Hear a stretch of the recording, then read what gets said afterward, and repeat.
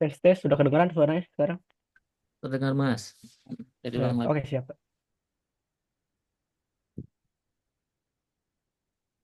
Oke. Assalamualaikum warahmatullahi wabarakatuh. Waalaikumsalam warahmatullahi wabarakatuh. Waalaikumsalam warahmatullahi. Selamat pagi teman-teman. Eh, Puji syukur kita panjatkan kehadirat Allah Subhanahu wa taala, Tuhan yang Maha Esa yang mana telah memberikan kita beribu-ribu nikmat, di antaranya nikmat iman, Islam, ihsan sehingga kita semua dapat berkesempatan bertatap muka, jumpa pikiran dan jiwa dalam acara seminar nasional kriptografi dari gabungan kelas TI 22CA1, TI 22A2, TI 22A3, dan TI 22A4 dengan tema kriptografi, prinsip, teknologi, dan keamanan data di era digital. Salawat serta salam tak lupa kita limpah curahkan kepada junjungan Nabi besar kita, yakni Nabi Muhammad SAW, yang telah membawa kita dari zaman kegelapan hingga zaman terang benderang seperti saat ini. Yang kami hormati yang sudah hadir di meeting Zoom pada pagi hari ini, Bapak Edi Widodo Eskom Mkom, selaku dosen teknik informatika pengampu mata kuliah kriptografi. Selamat datang, Pak. Lalu yang kami hormati Bapak Selamat. Di Lalu yang kami hormati Bapak Diki Suryadi Eskom Mkom selaku pembicara narasumber pada seminar pagi hari ini. Dan yang kami hormati juga seluruh panitia dan peserta seminar pada pagi hari ini. Pada kesempatan ini saya Muhammad Faisal Ilham selaku Master of Ceremony yang akan memandu teman-teman semua dan rekan-rekan untuk membacakan susunan acara pada pagi hari ini. Yang pertama ini ada pembukaan, lalu dilanjut dengan pembacaan doa, lalu yang ketiga adalah menyanyikan lagu kebangsaan Indonesia Raya, serta mendengarkan Mars Universitas Pelita Bangsa. Lalu yang keempat adalah laporan Ketua Pelaksana. Yang kelima ada sambutan, yang pertama dari Ketua Panitia Seminar Nasional, lalu sambutan juga dari Bapak dosen pengampu mata kuliah kriptografi. Yang keenam ada seminar nasional, dan yang ketujuh ada penutup dan sesi foto bersama. Tanpa berlama-lama teman-teman, kita memasuki acara yang pertama yaitu adalah pembukaan. Marilah kita buka acara pada pagi hari ini dengan membaca basmalah bersama-sama.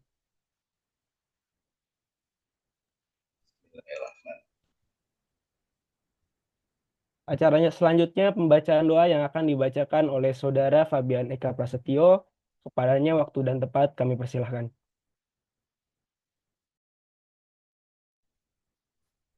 Ya, baik. Assalamualaikum warahmatullahi wabarakatuh. Waalaikumsalam. Waalaikumsalam warahmatullahi wabarakatuh. Auzubillahi minasyaitonirrajim. Bismillahirrahmanirrahim. Hamdan syakirin, hamdan naimin, hamdan yu'afini ammahu wa yukafiyu mazidah. Ya Rabbana lakal hamdu kama yanbaghi lil jalali wajhikal karimi wa adimi sultanik. Ya Allah, ya Tuhan kami ucapkan syukur atas rahmat, nikmat, dan karuniamu sebab Engkau Allah kami bisa hadir di sini. Ya Allah, jadikanlah seminar ini sebagai majelis ilmu yang akan bermanfaat buat kami semua sekarang dan di masa yang akan datang. Jadikanlah ilmunya bermanfaat bagi kami, orang di sekitar kami, masyarakat dan negara. Ya Allah, ya Rabbana, seminar ini ada untuk memperoleh ridhomu, maka berilah bimbingan, pengajaran, dan petunjuk kepada kami untuk menjalankannya sampai selesai atas ridhomu. Kami mohon bantulah kami supaya acara ini bisa lancar dan berjalan dengan baik. Ya Allah, hanya kepadamu kami memohon, kiranya Engkau selalu membersamai setiap langkah kami ke depan. Subhana rabbika rabbi izzati amma yasifun, wassalamun ala mursalin, walhamdulillahi rabbil alamin. Sekian, kurang lebih mohon maaf. Wassalamualaikum warahmatullahi wabarakatuh. Waalaikumsalam warahmatullahi wabarakatuh. Terima kasih kepada Mas Pambian atas pembacaan doanya. Semoga kita yang membaca dan mendengarkannya mendapatkan syafaat di yaumil akhir nanti, amin amin ya robbal alamin. Acara selanjutnya itu adalah menyanyikan lagu kebangsaan Indonesia Raya serta mendengarkan Mars Universitas Pelita Bangsa. Peserta seminar diharap mendengarkan dengan seksama dan hikmat.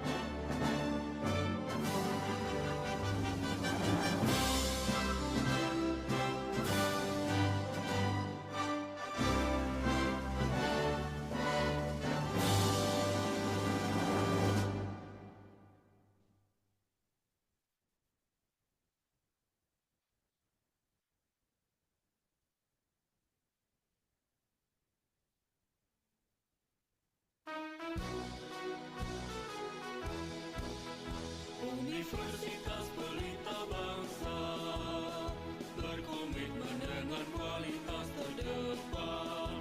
Universitas Pelita Bangsa membangun pendidikan yang bermutu.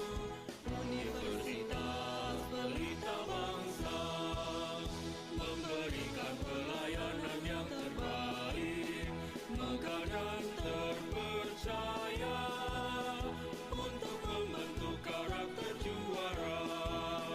Terus maju dan terus berprestasi.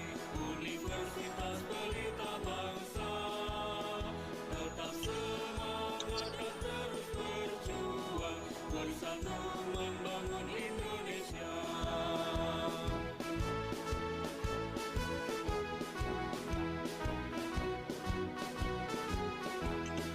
Universitas Pelita Bangsa memberikan pelayanan yang terbaik, megah dan terpercaya untuk membentuk karakter juara. Terus maju dan terus berprestasi. Universitas Pelita Bangsa tetap semangat dan terus berjuang, bersatu membangun Indonesia.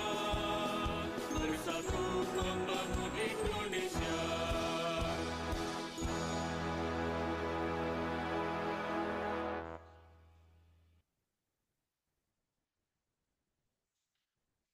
Oke, demikian tadi kita sudah mendengarkan lagu Kebangsaan Indonesia Raya dan Mars Universitas Pelita Bangsa. Acara selanjutnya yaitu adalah laporan sekaligus sambutan dari Ketua Pelaksana yang akan disampaikan oleh Saudara Irman. Waktu dan tempat kami persilahkan. Baik, terima kasih Mas Faisal sebagai MC pada hari ini. Assalamualaikum warahmatullahi wabarakatuh. Selamat pagi dan salam sejahtera bagi kita semua. Yang kami hormati Bapak dosen pengampu mata kuliah kriptografi, Bapak Edi Widodo Eskom Mkom, yang alhamdulillah telah hadir di tengah-tengah kita. Terima kasih Pak. Yang kami hormati Bapak narasumber pada hari ini, Bapak Diki Suryadi Eskom Mkom. Alhamdulillah beliau juga telah hadir di tengah-tengah kita. Terima kasih Bapak telah hadir. Serta para peserta seminar serta rekan-rekan panitia yang saya banggakan. Puji syukur kita panjatkan pada Tuhan Yang Maha Esa, karena pada hari ini yang berbahagia kita semua diberi kesempatan untuk berkumpul dan mengikuti seminar yang luar biasa ini. Pada kesempatan kali ini, izinkan saya menyampaikan beberapa hal sebelum kita memulai rangkaian acara seminar pada hari ini. Seminar yang kita laksanakan hari ini bertujuan untuk menggali lebih dalam berbagai isu dan solusi yang relevan dengan perkembangan terkini, khususnya di seminar kriptografi dengan tema prinsip, teknologi, dan keamanan data di era digital. Yang nantinya melalui paparan yang akan disampaikan oleh Bapak narasumber, kita berharap dapat memperoleh wawasan baru serta ilmu yang dapat diimplementasikan pada kehidupan sehari-hari kita. Tentunya, acara ini tidak akan terlaksana dengan lancar tanpa dukungan dan kerja keras seluruh pihak yang terlibat. Oleh karena itu, izinkan saya mengucapkan terima kasih yang sebesar-besarnya kepada seluruh pihak yang sudah terlibat serta panitia yang telah bekerja keras dari awal hingga hari ini agar seminar ini dapat berjalan dengan lancar. Sebelum saya akhiri, mungkin saya ada sedikit pantun. Burung terbang tinggi, jauh melesat. Terbang mencari matahari pagi. Seminar kriptografi kita buka dengan penuh semangat. Semoga ilmu yang didapat berguna di lain nanti. Demikian yang dapat saya sampaikan. Kurang lebih yang mohon maaf. Billahi taufiq wal hidayah. Wassalamualaikum warahmatullahi wabarakatuh. Waalaikumsalam warahmatullahi wabarakatuh. Terima kasih atas sambutannya kepada Saudara Irman Nurjaman. Ditutup dengan pantun yang bagus sekali tadi. Lalu acara selanjutnya tuh sambutan dari Bapak dosen kita, Bapak dosen pengampu mata kuliah kriptografi yang sudah hadir di tengah-tengah kita, yaitu Bapak Edi Widodo Eskom Mkom. Waktu dan tempat kami persilahkan. Silakan Bapak. Baik, terima kasih sebelumnya. Mohon maaf, Bang nggak bisa pantun.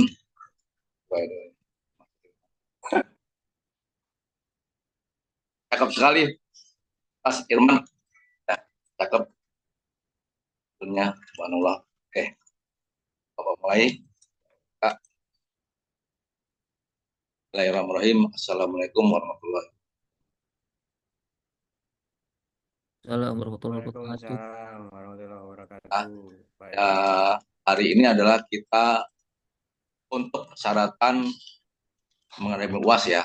Mengenai UAS berarti seluruh mata kuliah khususnya kriptografi ini adalah untuk persyaratan mata kuliah UAS nanti harus kita jalankan seminar mandiri ini. Nanti oh ya Pak Diki, ada Pak Diki? Hadir Pak Halo Pak Edo. Diki. Halo. Terima kasih Pak Diki Suryadi, Eskom Mkom, teman saya ya. Saya dari lulusan Presiden University, Pak ya. Kita satu tim waktu itu, alhamdulillah Pak Diki ya, alhamdulillah. Lalu Pak Diki, selamat datang Pak Diki. Semoga nanti ilmunya dapat bermanfaat buat seluruh mahasiswa Pelita Bangsa Pak Diki. Mudah-mudahan seperti itu harapan kami agar seluruh mahasiswa Pelita Bangsa nanti untuk dapat menimba ilmu dari kriptografi ini dari awal sampai akhir nanti, itu semoga bermanfaat ilmunya buat kita semua. Nah, itu tetap semangat yang jelas. Semoga kita semua, maaf sebelumnya juga ini seharusnya ini seminar itu dihadirin semuanya. Itu mahasiswa ada 120 mahasiswa seharusnya. Tapi ini di sini ada 78. Luar biasa. Pak Wah. Edo kelasnya banyak ya. Masih kurang Pak Luar Diki. biasa Pak Edo. Masih kurang nih. Seharusnya ada 120 mahasiswa. Nah, ini adalah yang hadir hari ini adalah itu sebagai kehadiran untuk sesi pertemuan yang ke-15. Tidak hadir, mohon maaf, Bapak Alpain. Karena ini adalah untuk persyaratan mengikuti UAS, ya. Berarti yang tidak hadir untuk acara seminar ini berarti nanti tidak bisa ikut UAS. Tolong disampaikan sekali lagi, tim-tim kelas kalau diinfokan ke kelas masing-masing agar segera mengikuti kelas seminar. Tetap semangat yang jelas, itu saja bagi saya. Terima kasih. Assalamualaikum warahmatullahi wabarakatuh. Waalaikumsalam warahmatullahi wabarakatuh. Terima kasih kepada Bapak Edi Eskom Mkom selaku dosen pengampu mata kuliah kriptografi yang sudah memberikan sambutannya. Acara selanjutnya, tanpa berbasa-basi, acara selanjutnya itu adalah acara inti kita pada hari ini, yaitu adalah seminar nasional yang akan dipandu oleh moderator, yang dimana moderator kita pada hari ini yaitu adalah salah satu mahasiswa dari program studi teknik informatika Pelita Bangsa. Kepada saudara Ahmad Hafizudin, waktu dan tempat kami persilahkan. Baik, terima kasih Mas MC, Mas Muhammad Faisal Ilham atas waktunya. Assalamualaikum warahmatullahi wabarakatuh. Waalaikumsalam warahmatullahi wabarakatuh. Selamat pagi, salam sejahtera bagi kita semua. Untuk pembukaan, saya ikut MC sepenuhnya. Yang terhormat, Rektor Universitas Pelita Bangsa, Bapak Hamzah Muhammad Mardi Putra, SKM MMDBE. Semoga selalu dalam lindungan Allah Subhanahu wa Ta'ala. Yang terhormat pula Dekan Fakultas Teknik Universitas Pelita Bangsa, Ibu Putri Anggun Sari, SEMSC, yang semoga selalu dalam lindungan Allah Subhanahu wa Ta'ala. Yang terhormat pula dosen pengampu mata kuliah kriptografi, Bapak Edi Widodo Eskom Mkom, semoga selalu dalam lindungan Allah Subhanahu wa Ta'ala, sehat walafiat. Dan yang terhormat pula yaitu narasumber seminar kriptografi kita pada pagi hari ini, yaitu Bapak Diki Suryadi Eskom Mkom, semoga selalu dalam lindungan Allah Subhanahu wa Ta'ala. Dan yang saya banggakan yaitu seluruh peserta seminar yang telah hadir di pagi hari ini. Puji syukur kita panjatkan kehadiran Allah Subhanahu wa Ta'ala, Tuhan Yang Maha Esa, karena atas limpahan rahmatnya dan karunia-Nya kita dapat berkumpul bersama dalam acara seminar prinsip teknologi dan keamanan data di era digital. Hadirnya seminar ini bertujuan untuk memberi wawasan kepada kita semua tentang pentingnya memahami prinsip-prinsip pengelolaan data, teknologi yang mendukungnya, serta aspek keamanan yang menjadi tantangan besar di era digital ini. Langsung saja, tanpa basa-basi, kita akan memasuki sesi utama seminar kali ini, yang mana seminar kali ini akan dibawakan oleh narasumber yang ahli di bidangnya, yang akan membahas berbagai aspek terkait tema kita hari ini, yaitu Bapak Diki Suryadi, Eskom Mkom. Sebelum kita masuk ke sesi seminarnya, ada baiknya saya akan memaparkan sedikit CV atau biografi dari Bapak Diki Suryadi ini. Jadi Bapak Diki Suryadi ini adalah seorang profesional IT, berpengalaman lebih dari 10 tahun di bidang konsultasi IT, transformasi digital, dan jaminan kualitas IT. Beliau juga memiliki keahlian dalam pengelolaan lingkungan IT yang kompleks, implementasi SAP end-to-end, serta memimpin proyek lintas fungsi. Saat ini beliau aktif sebagai dosen di STMIK Al-Muslim Bekasi dengan fokus pada pengajaran struktur data, kecerdasan buatan, pembelajaran mesin, pengembangan aplikasi mobile, dan multimedia. Selain itu, beliau juga terlibat dalam pengembangan kurikulum berbasis industri dan akreditasi program studi. Dengan latar belakang pendidikan S2 di bidang teknologi informasi dari Presiden University dan S1 di bidang informatika dari STMIK AMIK Bandung. Kontribusi beliau mencakup publikasi ilmiah internasional di bidang kecerdasan buatan dan juga sistem pendukung keputusan.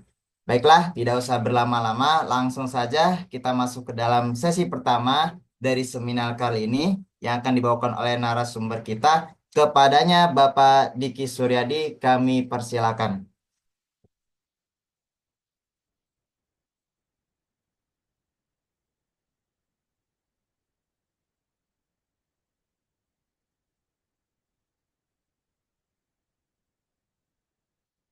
Kepada Bapak Diki Suryadi, kami persilakan.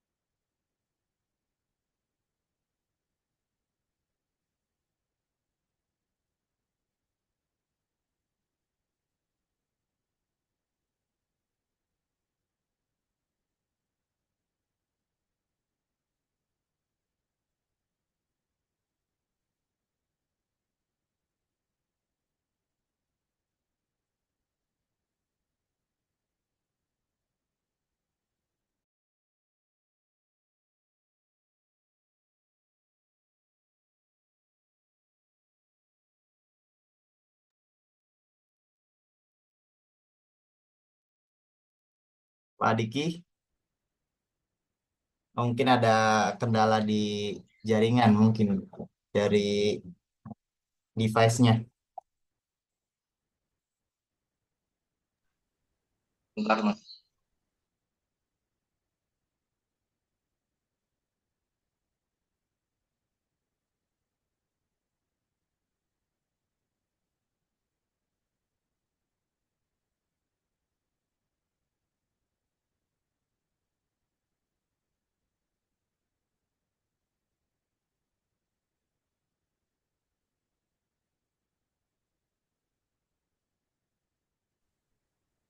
Assalamualaikum warahmatullahi wabarakatuh. Waalaikumsalam warahmatullahi wabarakatuh. Waalaikumsalam warahmatullahi wabarakatuh. Bismillah.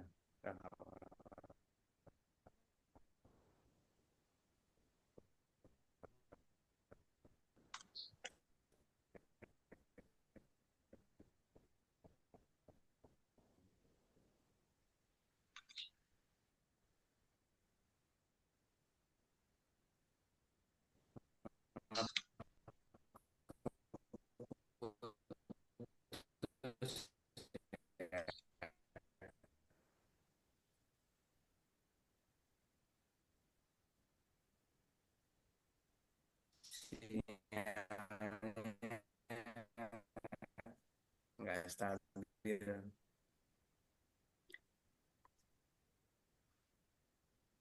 Oke, karena tadi dibuka dengan pantun, saya kasih pantun juga buat pembuka ya. Berlayar perahu menuju ke dermaga ya, mencari ikan di laut biru nan jernih. Cakep.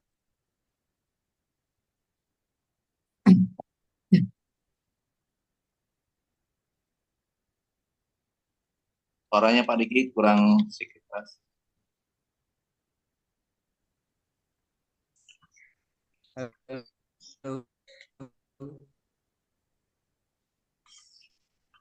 Kurang keras Pak Diki. Maaf. Eh, saya suaranya kedengeran Pak. Nah, ini pas nih. Ya, Halo, ya. Terdengar, suaranya udah kedengaran Pak belum? Diki kelas. terdengar Pak. Dengar, Pak.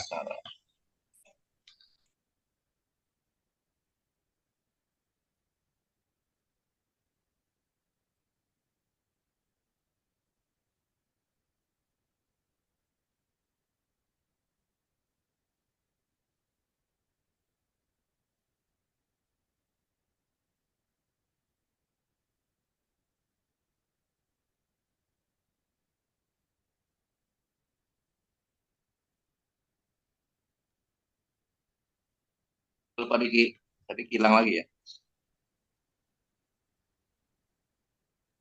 Izin off kamera ya Pak Edo. Siap. Kayaknya nggak stabil nih kalau pakai ini, Ya, nggak pakai apa lanjut Pak namanya? Diki. Pakai kamera nih Put. Ya, Ya silakan Pak. oke.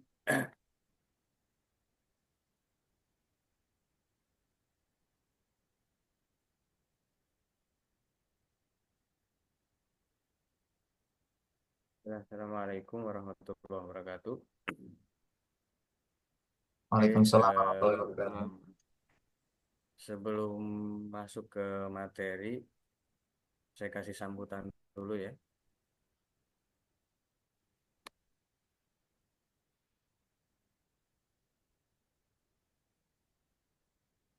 Yang terhormat Pak Edi Widodo selaku dosen pengampu. Ya. Yang terhormat manajemen dan yayasan Universitas Peta Bangsa yang saya tidak dapat sebutkan satu persatu. Ya.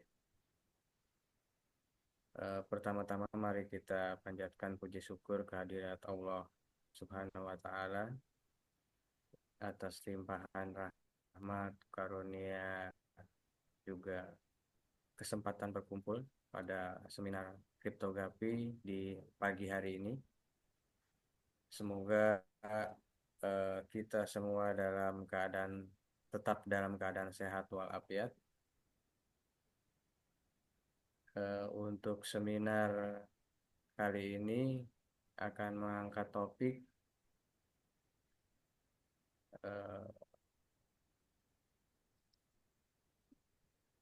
topiknya itu kriptografi sebagai prinsip teknologi dan keamanan di era digital.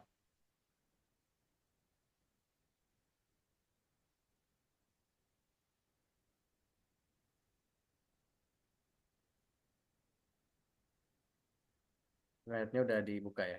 Di slide pertama, saya ingin bertanya kepada teman-teman peserta, teman-teman mahasiswa dari Pelita Bangsa. Pertanyaannya, apakah kriptografi itu penting atau tidak? Penting. Sebelum masuk ke kenapa penting? Itu pertanyaan pembukanya. Apakah penting atau tidak? kenapa penting? Kenapa kriptografi itu suatu yang penting? Mengapa kriptografi itu penting? Ya, boleh di next slide-nya. Kalau di paparan materi itu kenapa penting, di sini dijelaskan karena sebelum kita masuk ke dalam, kita harus paham dulu.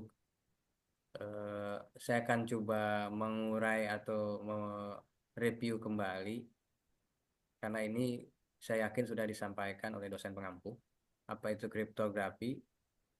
Kriptografi ini adalah ilmu yang mempelajari teknik pengamanan data, ya, dan informasi. Jadi sebenarnya bukan cuma ilmu, tapi ini seni, seni dari eh, bagaimana mengamankan data dan informasi agar data ini tetap aman dari pihak-pihak yang menginginkan informasi itu, atau ya kalau dibilang tidak berwenang ya tidak ada wewenang, tidak ada otorisasi di era digital saat ini, di mana informasi ini menjadi suatu hal yang sangat-sangat penting, ya, dan sangat sensitif. Contohnya apa? Data pribadi dari semua yang hadir di seminar pagi ini. Kedua, terkait dengan transaksi keuangan. Saya yakin semua teman-teman mahasiswa maupun saya atau dosen pengampu yang lainnya membiasakan diri atau sudah terbiasa dengan transaksi keuangan berbasis digital dari handphonenya masing-masing. Yang terakhir itu terkait dengan dokumen rahasia. Dokumen rahasianya ini yang sifatnya teman-teman sudah biasa bertransaksi secara online. Ya. Nah, kriptografi ini memegang peranan yang sangat penting untuk menjaga keamanan dan kerahasiaan data tersebut. Jadi, kriptografi ini tidak hanya melindungi informasi data, ya, dari akses ilegal, tapi juga memastikan integritasnya. Integritas tuh seberapa data ini apa benar-benar terjaga, ya, kepalid kepaliditasan datanya. Jadi bahwa data yang ada di kita atau yang diterima oleh pihak luar itu benar-benar asli, ya, dan tidak ada yang eh, merubah. Dengan kata lain, kriptografi ini berperan sebagai eh, apa ya? Kalau bahasa Inggrisnya itu namanya guardian of secret identity. Jadi penjaga dari kepercayaan digital yang memungkinkan kita untuk berbagi dan menggunakan informasi sensitif secara aman. Itu bahasanya lebih ini ya, eh, agak-agak sulit dicerna sebenarnya. Cuma seperti itu ya. Jadi kriptografi ini suatu hal yang penting.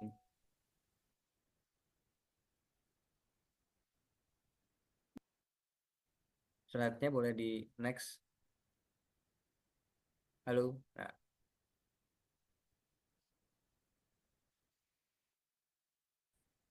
ini kita masuk ke sejarahnya ya. Kita paham dulu apa sih sejarahnya kriptografi.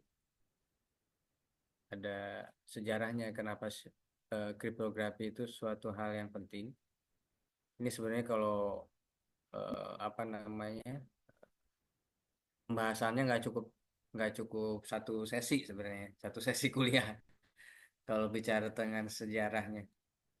Jadi saya kasih singkat saja ya.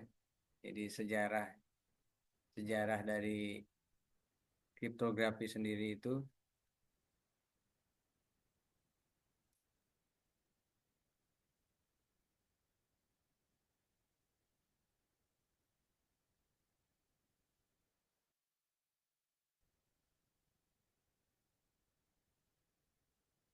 ada beberapa fase. Ini sebenarnya eh, saya cuma sejarah singkat aja ya.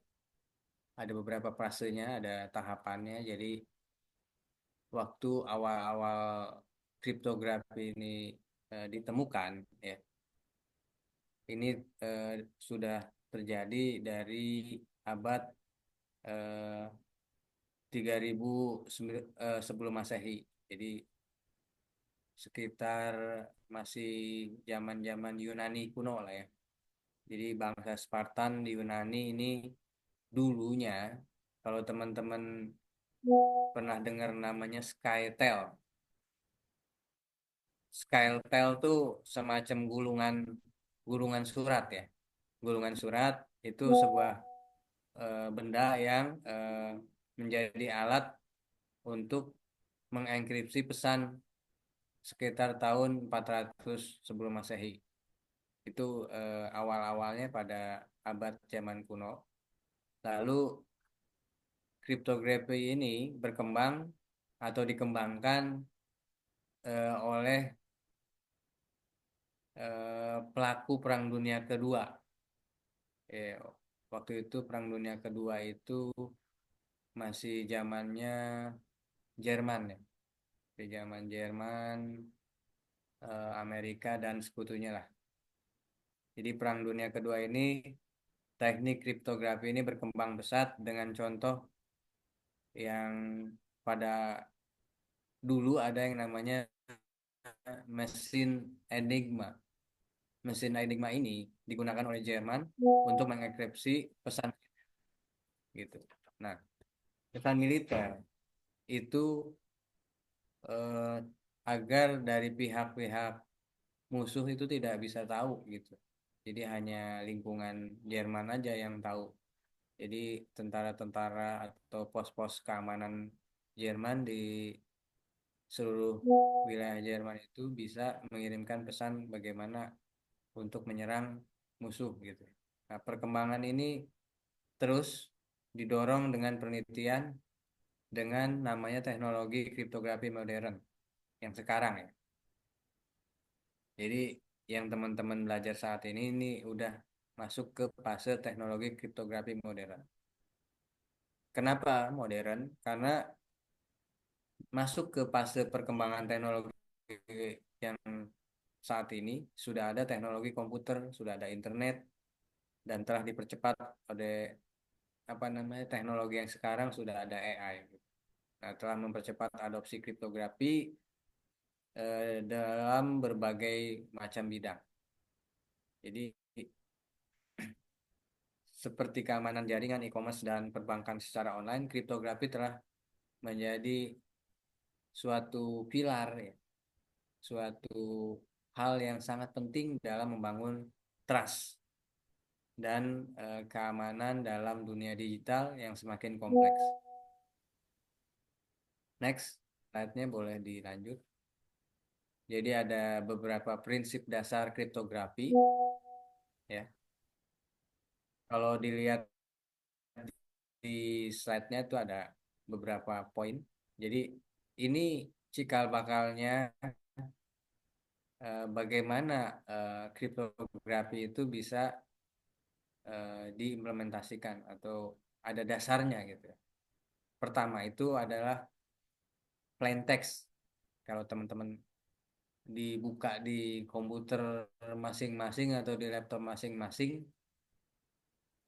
sebenarnya plain text tuh formatnya seperti apa namanya dokumen plain, semua dokumen yang bentuknya plain formatnya teks di laptop atau di komputer masing-masing. Jadi contohnya kalau pesan asli yang didapat dibaca oleh siapapun, misalnya halo dunia, itu message-nya formatnya teks, plain text. Yang keduanya ciphertext ya. Ciphertext ini yang telah dienkripsi dan tidak dapat dibaca tanpa didekripsi. Jadi ada proses enkripsi. Ketika dia ada enkripsi harus ada dekripsi. Misal ya tadi ada contoh JKNF, JVOF gitu ya. Nah, ini salah satu hasil enkripsi. Yang ketiga, proses dari enkripsi itu sendiri. Prosesnya mengubah plain text menjadi ciphertext menggunakan algoritma enkripsi dan kunci. Jadi kalau nggak ada kuncinya, proses enkripsinya tidak berjalan. Ya. Yang keempat, ada yang namanya dekripsi. Ini proses mengubah dari ciphertext kembali menjadi plain text menggunakan algoritma deskripsi dan kunci dari ciphertextnya.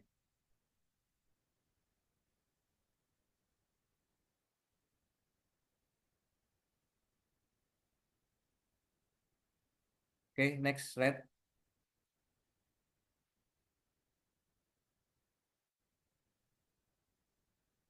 Nah, di apa namanya? Bentar.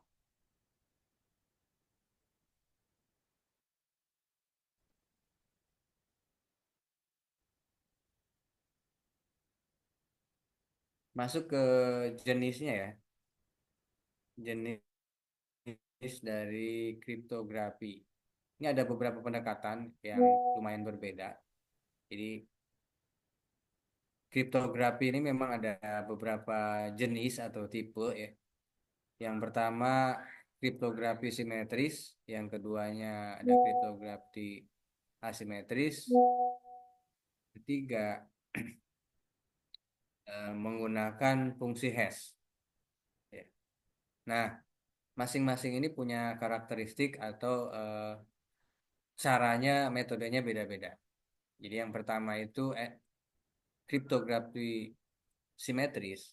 Dia menggunakan kunci yang sama untuk enkripsi dan dekripsi. Jadi kuncinya harus sama. Algoritmanya yang populer adalah namanya AES ya, Advanced Encryption Standard. Nah, untuk data encryptionnya atau DES biasanya pakai algoritmanya, Data Encryption Standard. Nah, ini harus simetri atau cocok untuk penguatan internal seperti untuk melindungi data pada server.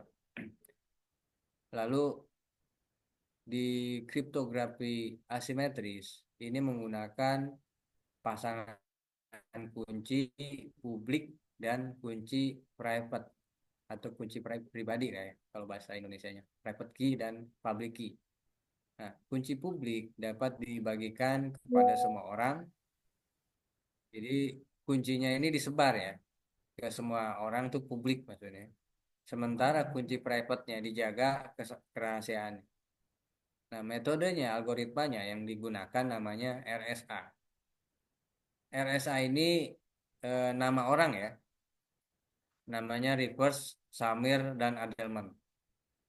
Dia itu penemu metode dari kriptografi asimetris. Dan satu lagi ECC, Elliptic Curve Cryptography. Ini adalah contoh algoritma asimetris. Asimetris itu algoritma yang ideal untuk komunikasi yang aman seperti tanda tangan digital dan message delivering. Jadi teman-teman tuh metode pengiriman pesan yang dipakai di media semua teknologi yang hari ini salah satunya cikal bakalnya dari ECC ya, sama RSA. Salah satu cikal bakalnya. Yang terakhir fungsi hash. Fungsi hash ini mengambil data dan mengubahnya menjadi nilai hash tetap yang unik. Jadi fungsi hash ini digunakan untuk memverifikasi integritas data, memastikan data bahwa belum dirubah. Contohnya dengan algoritma SHA 256 dan MD5. Kalau teman-teman udah pernah belajar pemrograman web atau pemrograman yang lain, ada mekanisme merubah format password menggunakan dengan enkripsi MD5 ini ya. MD5 ini salah satu fungsi hash yang memastikan autentikasi data dengan menghitung checksum untuk setiap data. Next slide.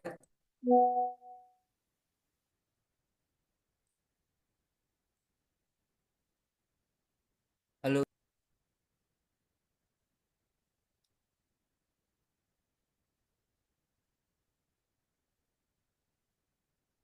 oke, kita masuk ke algoritma kriptografi umum ya.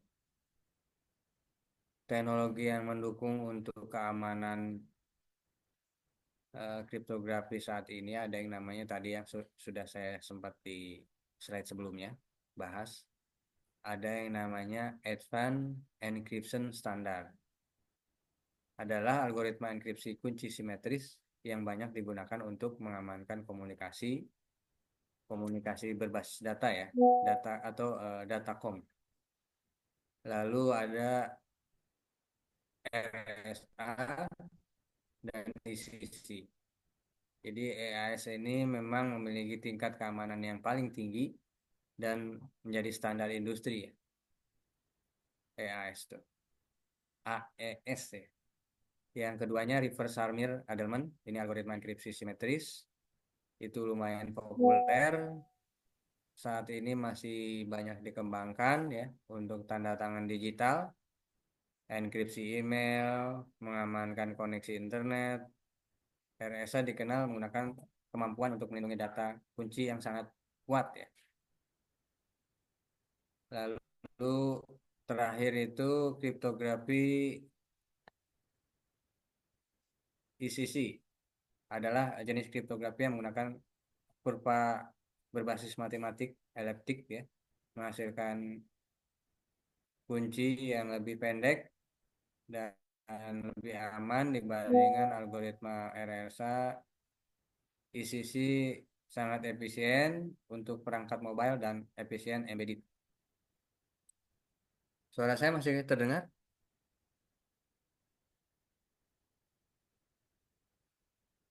Masih Lalu Pak, masih Pak. masih. Terdengar Pak. Oke, next slide. Dilanjut slide berikutnya.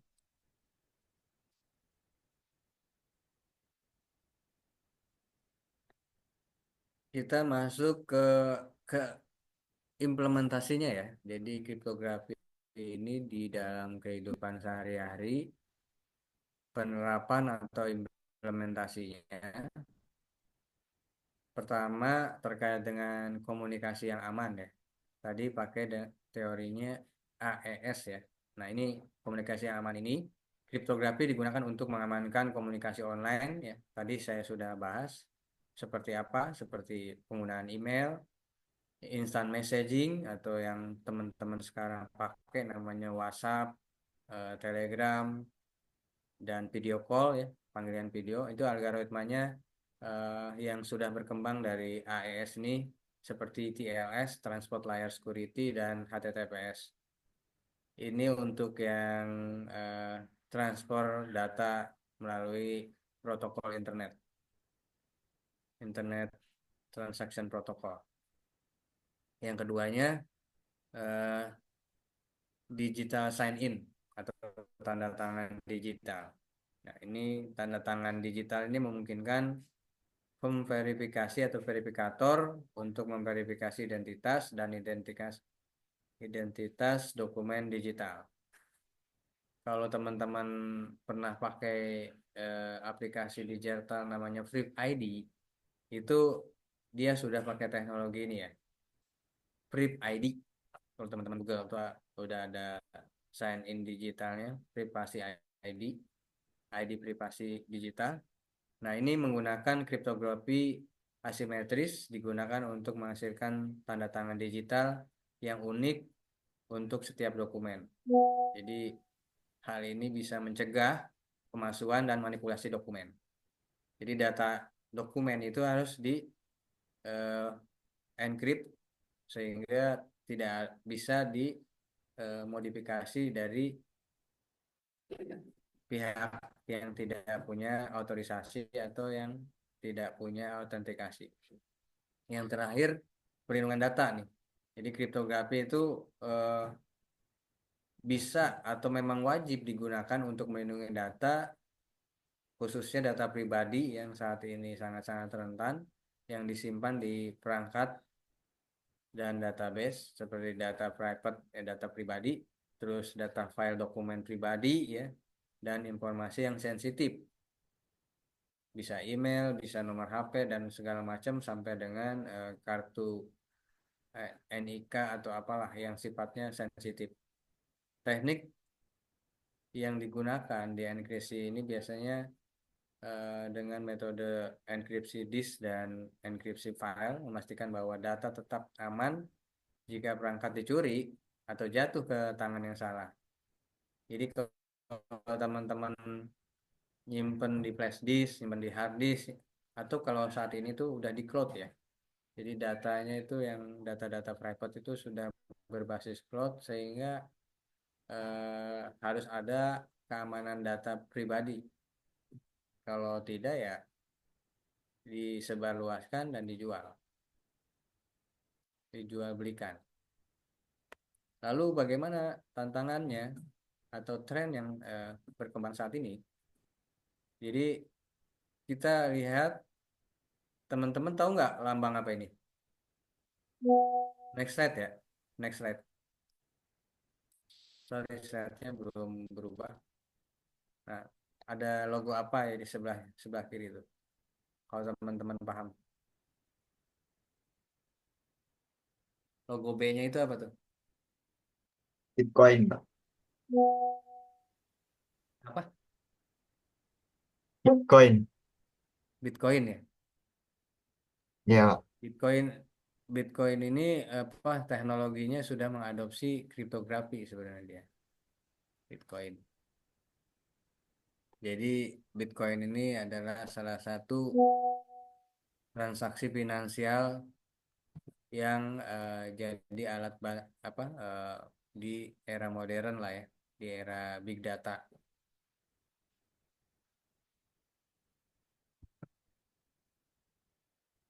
Jadi ini ada tantangan buat yang mau lebih belajar serius lagi tentang security, karena Bitcoin ini masuk ke cyber security ya, pendekatan untuk apa teknologinya.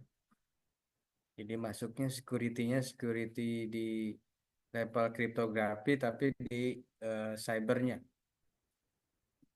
Nah, kalau tren hari ini itu kriptografi pasca kuantum ya. Artinya quantum computing.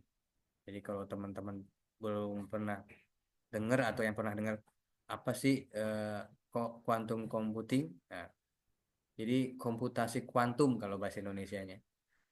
Ini teknologi baru ya, quantum computing ini, yang memiliki potensi untuk memecahkan algoritma kripto ya, atau kriptografi.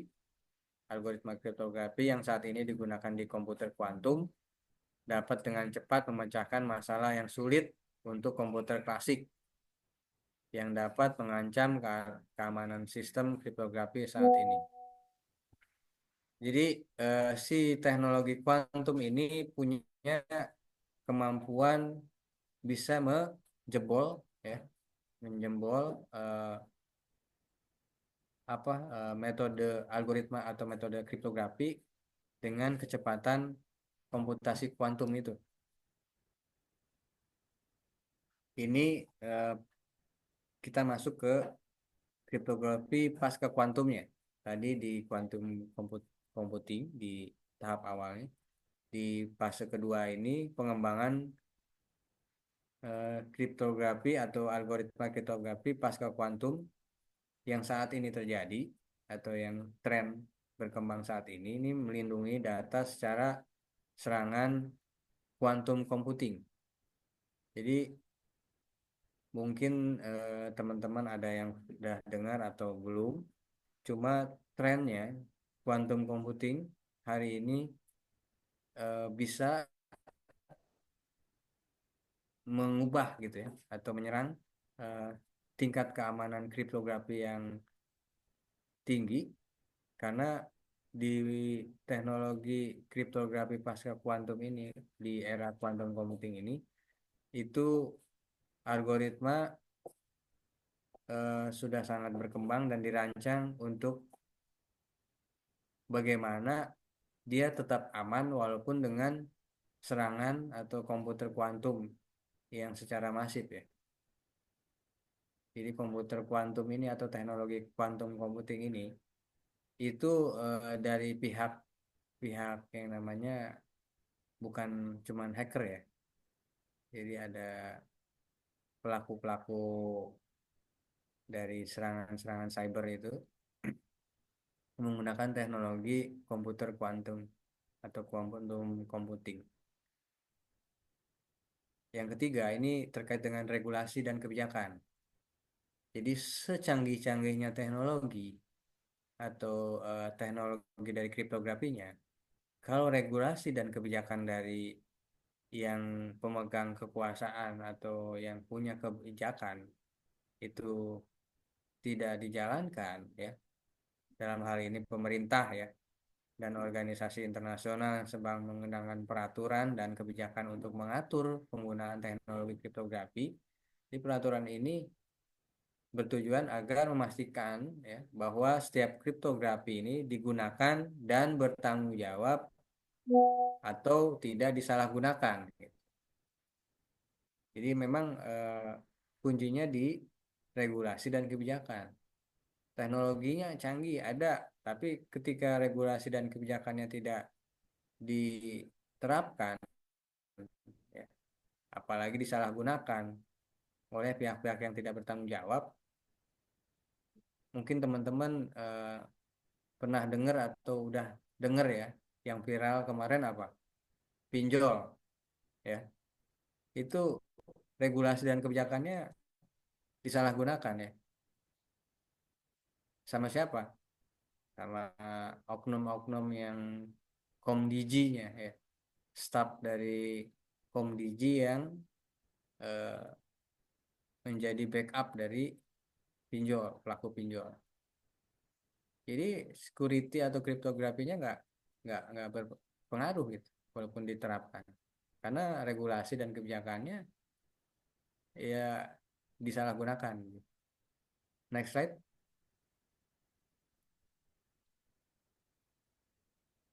Nah, di slide yang ini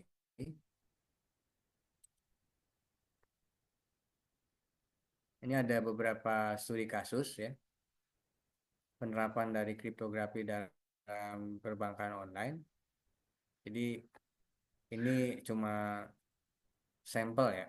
Jadi ketika di perbankan kasus-kasus kriptografi yang diterapkan ini, pertama biasanya terkait dengan login dan autentikasi. Karena teman-teman kan udah nggak, saya yakin lah teman-teman semua di sini udah pengguna dari aplikasi mobile banking ya.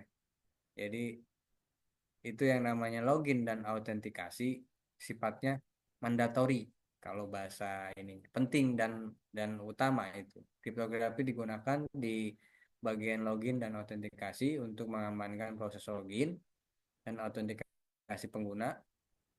Kalau yang paling aman algoritmanya namanya RSA dan ICC digunakan untuk menghasilkan kunci unik untuk setiap pengguna. Jadi kalau di MD5 masih kurang secure, tapi dengan RSA atau di ICC itu dengan itu lebih secure untuk mencegah akses yang tidak sah ke akun bank. Jadi memang di perbankan biasanya pakainya RSA ya dan ICC. Di tahap kedua atau di studi kasus kedua untuk kriptografi di dalam perbankan online itu transaksinya setiap transaksi keuangan ini dilakukan melalui aplikasi perbankan online yang sudah dienkripsi dengan kriptografi simetris.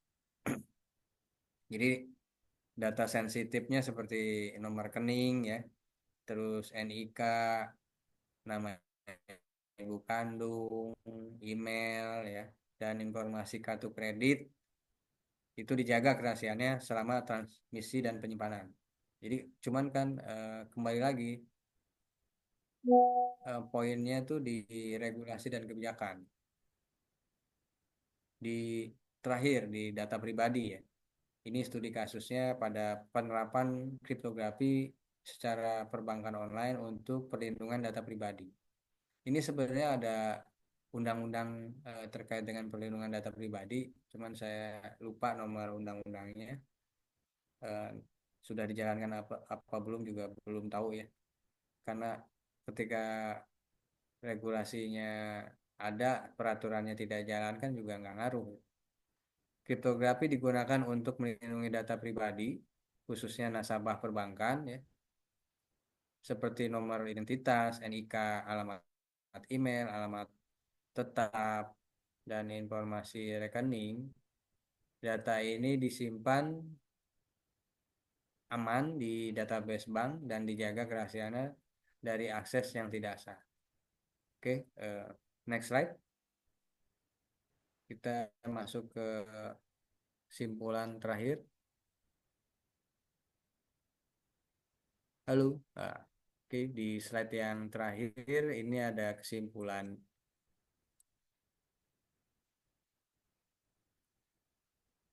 Jadi kesimpulannya, bagaimana kriptografi ini bisa membangun kepercayaan trust di dunia digital. Jadi, kriptografi ini telah menjadi komponen yang vital, penting ya, seperti di awal tadi pembukaan awal. Ini sangat-sangat penting dalam menjaga keamanan data di era digital.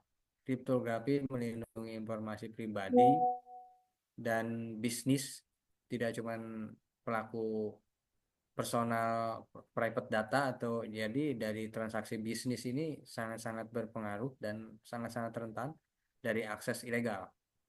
Jadi memastikan integritas datanya, membangun kepercayaan dalam dunia digital yang semakin terhubung atau terkonek dengan dunia yang sudah sangat-sanat apa ya, semuanya serba terhubung ya per hari ini. Oke, kayaknya cukup ya untuk materinya. Atau mau saya tutup lagi pakai pantun nih?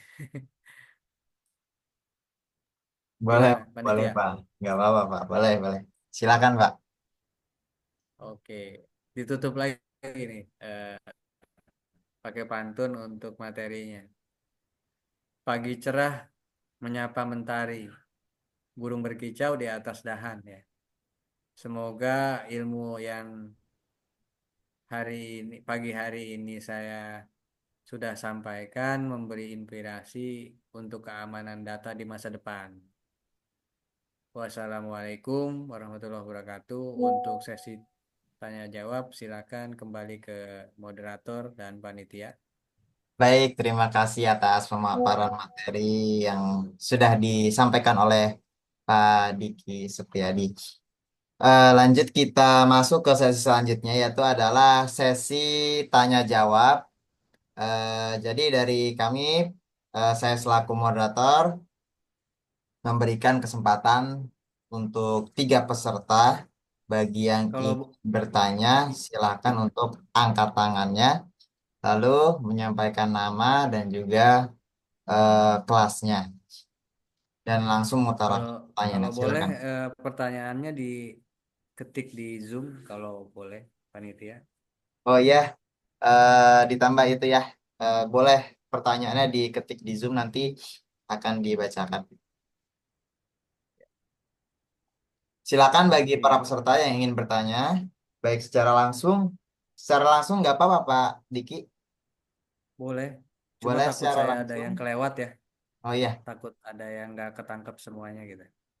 ya berarti nanti yang mau nanya silakan bisa langsung bertanya dan juga mengisinya di kolom chat yang sudah disediakan oleh panitia. Silakan bagi peserta yang ingin bertanya, waktu dan tempat.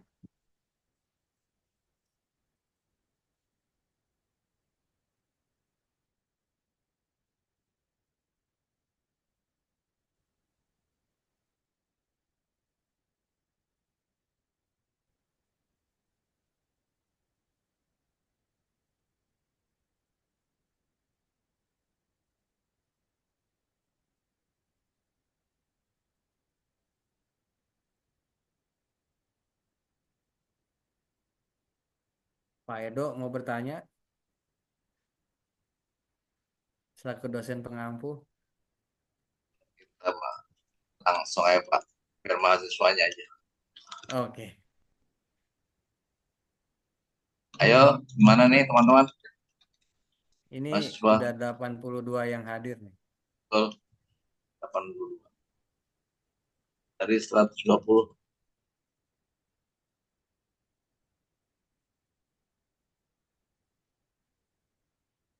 Diki, Diki. Halo Pak Diki. Silakan. Ya, Pak. Pak Diki, Silakan dari teman-teman mahasiswa. Ya, Pak. info aja nih. Ini anak mahasiswa ini langsung praktek menurut saya. Sesi pertama sampai menghadapi UTS itu teoritis. Nah, itu teoritis. Habis habis UTS itu langsung praktek petugas membuat kayak barcode, bongkar password, dari HP, password dari EVI, password kayak Word, Excel begitu. Riki, diantaranya. Ya, bagus, Pak Edo. Ya, Kalau siap. menurut saya sih eh, kasusnya itu jangan cuman dari, kalau bisa sih dari, jadi teman-teman bikin aplikasi mini ya. Aplikasi mini, kalau memang dari password tadi, nanti Jadi ditesnya prinsip dari begini Pak aplikasi. Diki, prinsip adalah apa sih? Prinsipnya adalah anak-anak mahasiswa itu bisa bikin aplikasi, contohnya buat akun, QR, dan bongkar-bongkar password kayak macam PV, password HP begitu sih intinya Ya, sih. ya. Bagus, Pak. Bagus. Jadi intinya em, metode atau implementasi kriptografinya Ya, di semua platform bisa diterapkan ya, gitu ya, di QR code, di yang di mobile gitu ya, ya, betul, dan yang lain-lain di aplikasi. betul. Ada yang mau bertanya dari teman-teman mahasiswa? Waktu kita sampai jam berapa? Ntar lagi selesai sih. Ntar lagi. Masih ada beberapa waktu sebentar, Pak. Ya. Silakan panitia, ada yang mau bertanya atau teman-teman? Ayo. Silakan bagi para peserta yang ingin bertanya. Ya, silakan. Silakan. Ada poin loh, ada poin. Poin nilai nih saya. Silakan. Oh, saya kasih pertanyaan aja ya, kalau nggak ada yang bertanya. Nah, ayo. Gimana Saya Pak Edo? tanya Pak, saya tanya Pak. Nah, itu ayo. Oke, oke. Ya, Pak, silakan. boleh Pak ya? Izin, Kalau kalau nggak ada yang bertanya nih, saya tanya. Tanya Silakan. ah, nih. Tanya Mas, Mas Irman. ya izin Monggo, Pak. monggo. Jadi Pak Diki Silakan. izin Pak tanya Pak. Tadi sudah disampaikan Pak, terima kasih atas materi yang telah disampaikan tadi, sangat bermanfaat buat kami. Ini Pak mungkin tadi dari slide itu kan dipaparkan terkait produk kripto, salah satunya Bitcoin ya Pak ya. Itu kan berarti ada cryptocurrency gitu Pak ya.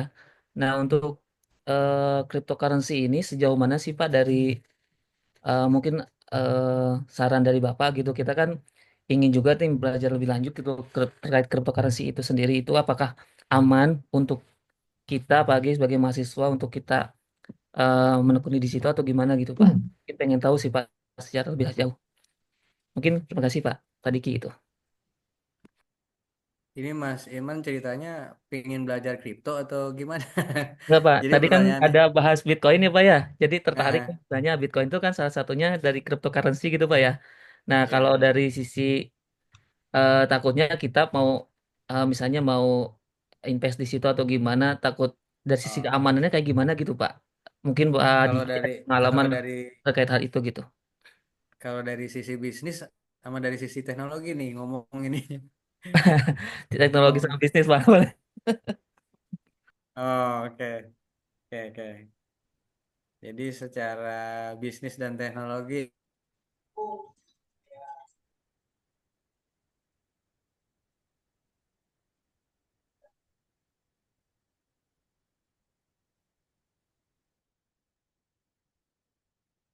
ya untuk kriptonya. Jadi untuk si Bitcoin itu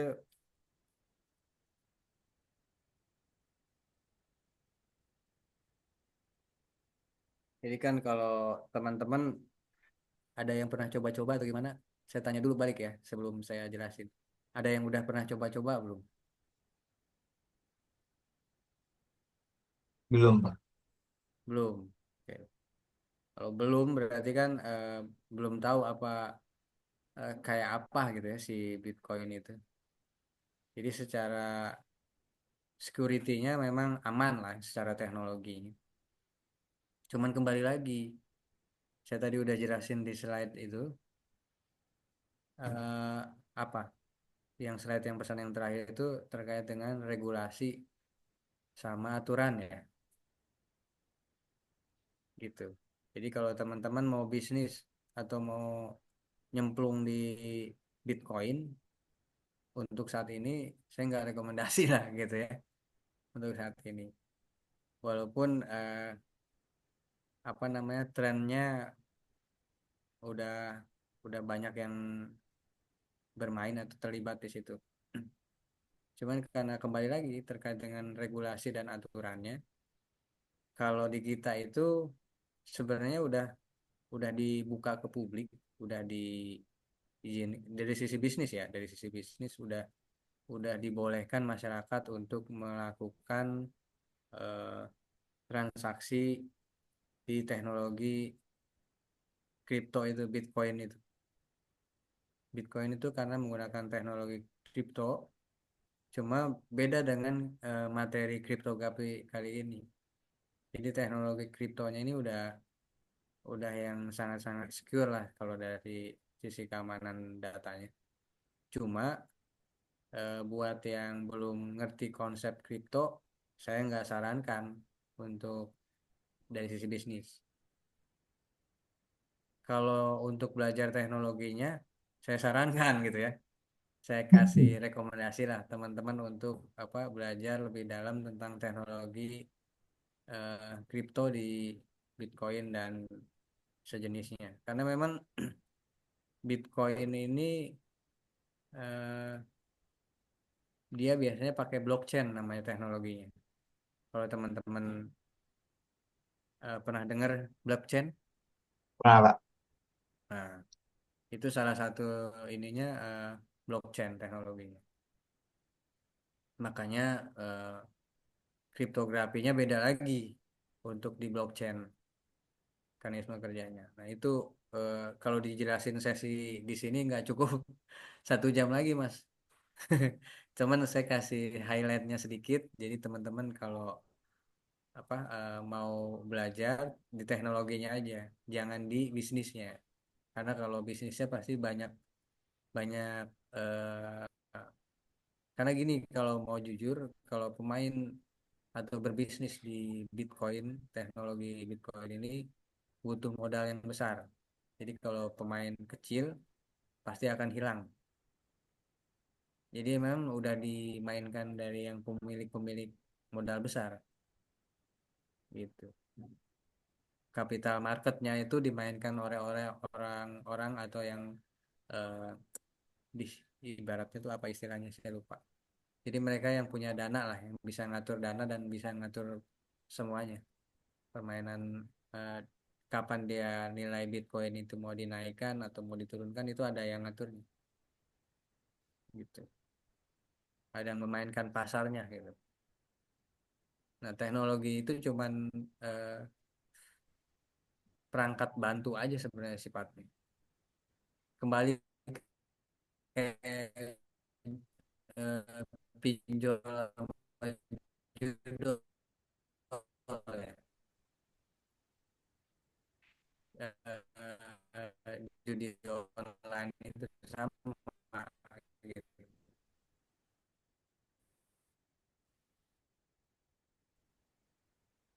Kan semuanya di setting dimainin dari yang apa yang pegang pengendalinya gitu ya, pengendali sama gitu di Bitcoin juga ada yang pengendalinya pengendali yang punya uang besarnya. Dia ada banyak-banyak jenis tipe dari koin ya. Ada yang apa USD, yang Doge segala macam lah ya. Banyak tipe-tipe jenis Bitcoin. Nah, itu masing-masing beda-beda, bukan pribadi yang punya korporasi. Jadi ada konsorsiumnya. Mau berbisnis atau bertransaksi di sini.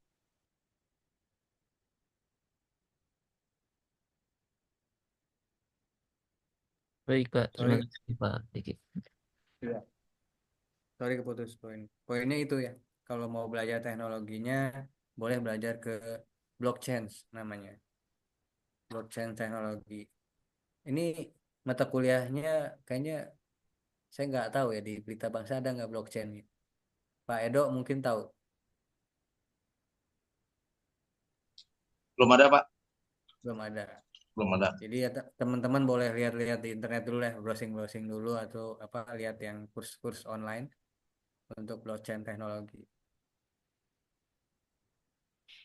Ya, baik. Terima kasih atas jawabannya dari Pak Diki dan pertanyaan dari Mas Irman Nurjaman. Kita masih ada satu kesempatan lagi bagi para peserta yang ingin bertanya. Silakan untuk mengangkat tangan dan langsung mengutarakan pertanyaannya, mumpung dapat nilai. Kalau nggak ada yang bertanya, saya yang bertanya ya, sama mahasiswa. Boleh tanya nggak? Boleh Pak Edo, saya yang bertanya nih. Boleh, boleh. Silakan, silakan. Silakan.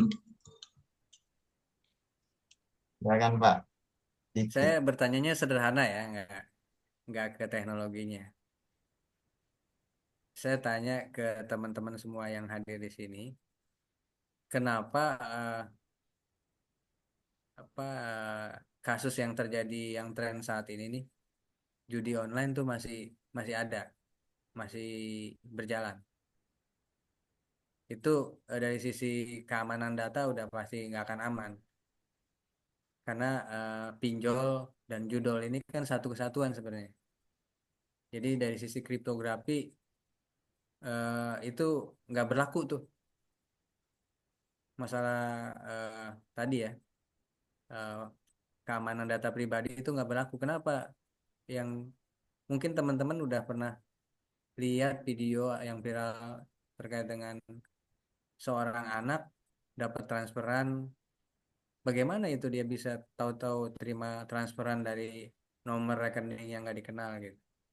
Ini judol ya, jadi bukan judol lagi, ini jadi pinjol, sorry. Dari pinjaman online tiba-tiba data orang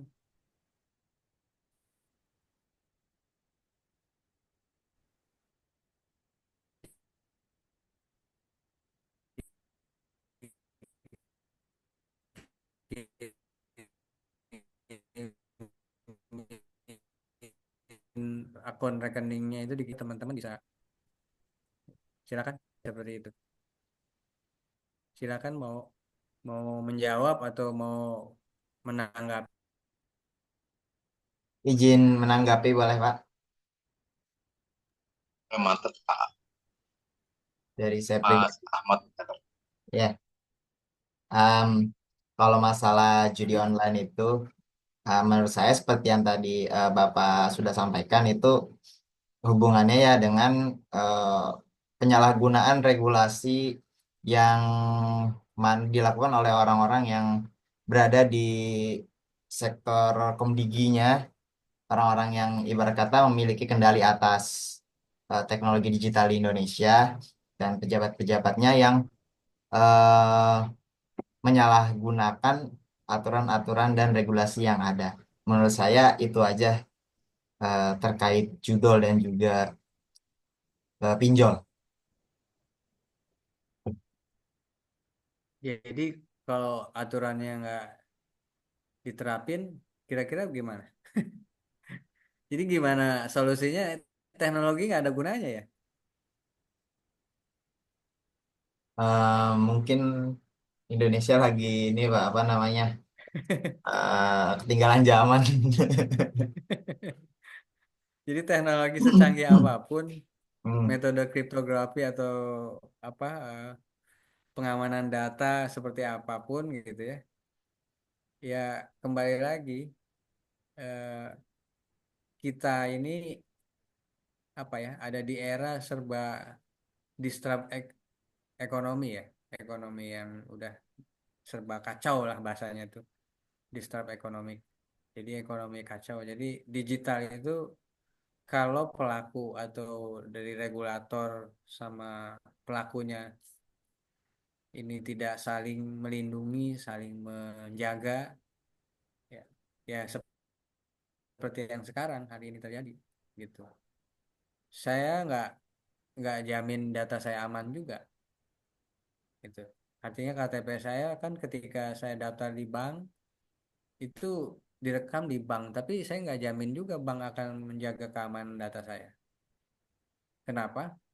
Karena kembali lagi ke peraturan sama regulasinya. Ketika datanya disimpan di cloud, data saya tapi bank sih nggak mungkin sih ya nyimpan di cloud. Tapi biasanya teman-teman ketika daftar di Tokopedia, yang e-commerce ya, khususnya Shopee, Blibli dan segala macam, itu udah pasti datanya siap-siap dijual atau di-share ke orang lain.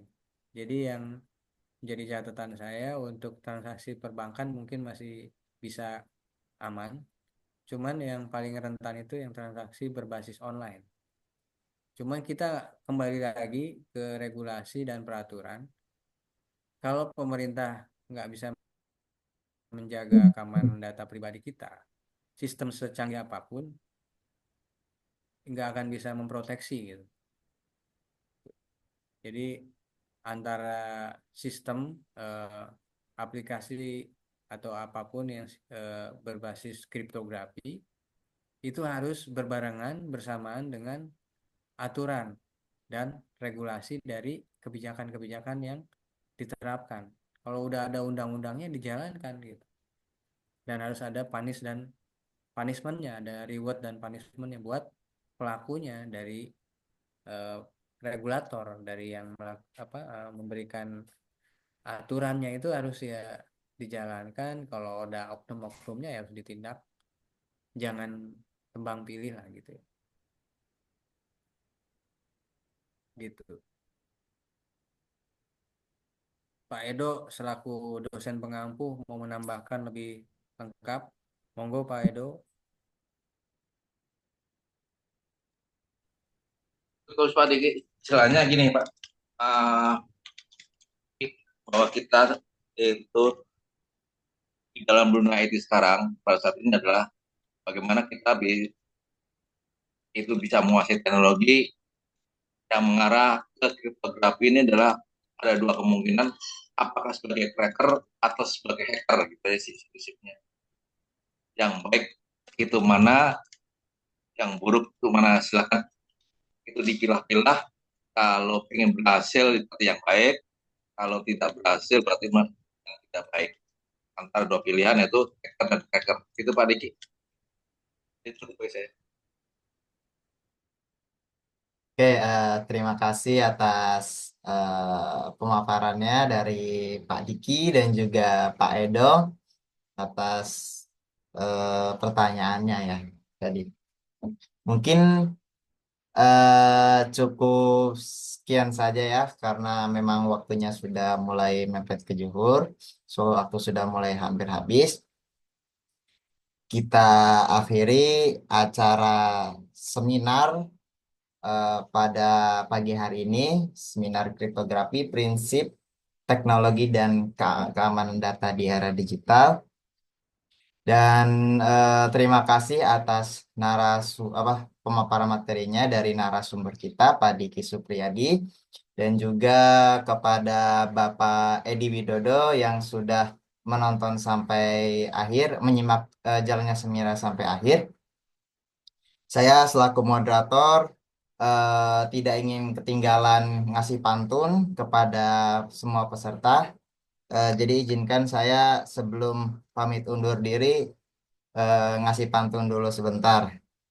Jalan-jalan ke Cipali, pulang-pulang ketemu Gus Miftah. Telah selesai acara seminar hari ini. Semoga ilmunya bermanfaat dan berkah.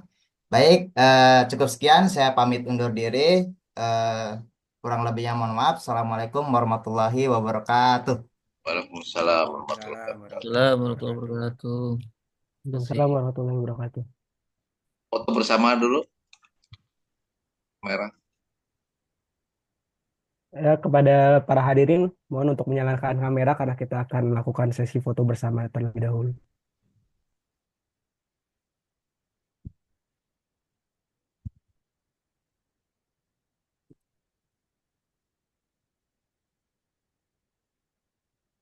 Sekali lagi kepada para peserta seminar, dimohon untuk menyalakan kamera karena kita akan melakukan sesi foto bersama.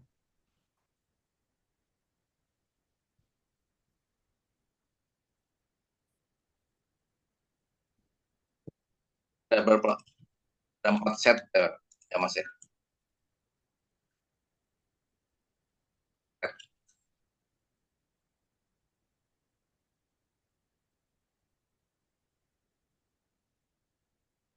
Sudah panitia, gimana?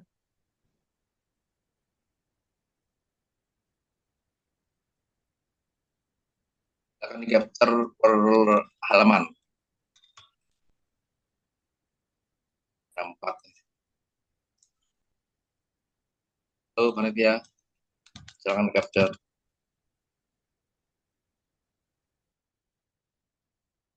Ya, sudah di capture. Oke, terima kasih. Demikian rangkaian acara seminar kita hari ini telah selesai. Sekali lagi kami ucapkan terima kasih kepada seluruh narasumber atas materinya, lalu moderator, kepada Bapak Edi juga yang sudah hadir, dan seluruh peserta yang telah berpartisipasi. Sudah saatnya saya, Muhammad Faisal Ilham, selaku Master of Ceremony pada acara seminar pagi hari ini, mengucapkan terima kasih. Semoga acara ini bermanfaat dan memberikan wawasan baru bagi kita semua. Kita persilahkan kepada seluruh peserta untuk meninggalkan ruang Zoom. Terima kasih dan sampai jumpa di acara berikutnya. Selamat siang. Terima kasih. Selamat siang.